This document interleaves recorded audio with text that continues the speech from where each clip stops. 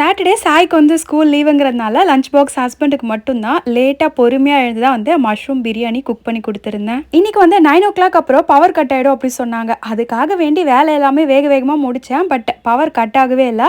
ஆனால் எனக்கு வேலை என்னமோ சீக்கிரமாக முடிஞ்சிருச்சு காலையிலேயே. மஷ்ரூம் தம் பிரியாணி எப்பவும் பண்ணுற ஸ்டைலில் தான் பண்ணேன். தக்காளி, வெங்காயம், இஞ்சி பூண்டு பேஸ்ட்டு, பச்சை மிளகாய் எல்லாமே போட்டு நல்லா வதக்கிட்டு மஷ்ரூம், தக்காளி, அதுக்கப்புறமா தயிர் எல்லாம் சேர்த்துட்டு சீரக சம்பா அரிசி வந்து ஊற வச்சு எடுத்து வச்சுருந்தேன். அதை போட்டு தம் பண்ணி எடுத்துட்டேன். எப்பவும் பண்ணுற மெத்தட் தான்.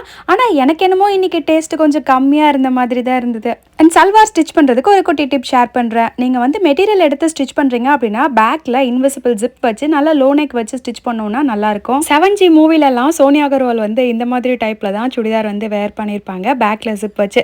ஸோ அதுலேருந்து காலேஜ் போகும்போது நான் போட்ட சுடிதார் எல்லாமே இதை மாதிரி ஜிப் வச்சு தான் ஸ்டிச் பண்ணியிருப்பேன். இந்த ட்ரெஸ் மெட்டீரியல்ஸுடைய டீட்டெயில்ஸ், ஸ்டிச்சிங் டீட்டெயில்ஸ் கமெண்ட்டில் இருக்குது. ஈவினிங் பார்க்கலாம். பாய்.